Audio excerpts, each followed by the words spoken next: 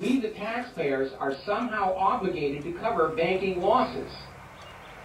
But that's what they're going to court to try and do. Say, well, thank you for the trillions and trillions, but I think these two are related. Enough, you know, and remember when the whole 2008 meltdown occurred, the U.S. government decided the best way to solve the problem was to take trillions of dollars away from the American people and give it to the banks so the banks could loan they're it brothers to the or something. people at interest. That was their idea of a solution.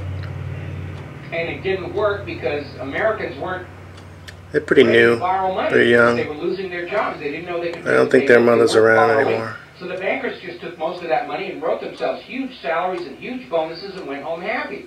And now they're saying, we want some more. Normally chipmunks just chase each other off. According to the Congressional Research Service, 40% of U.S. adults these two are hang now out. unemployed.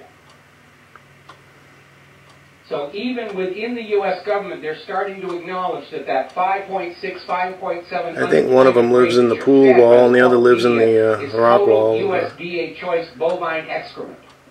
Over to the side there. Congressional Research Service. These illegal immigrants haven't worked in this country, haven't paid taxes. They're allowed to file tax returns for previous years to claim refunds. Oop. The illegals are getting a better deal than the legals in this country. Oh.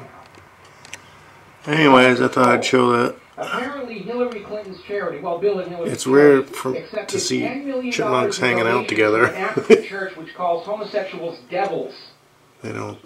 Standing in stark contrast for Hillary's support for gay marriage. But hey, money is money. They don't normally like each other. It's a small territory.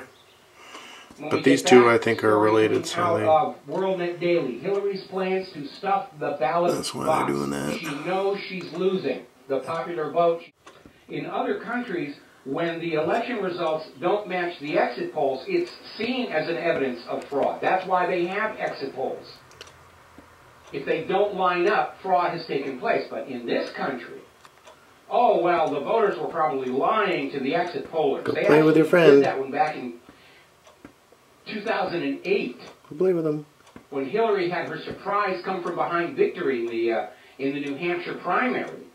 Completely out of line with the exit polls. Oh, well, we're sure the voters were lying to the exit pollers. That's the only possible explanation. You play with your friend. Election fraud. And it is epidemic in this country. There's a wonderful website, blackboxvoting.org.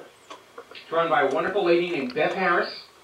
And it is all about cases of election fraud documented in this country. There was an HBO documentary called Hacking Democracy that featured Beth Harris.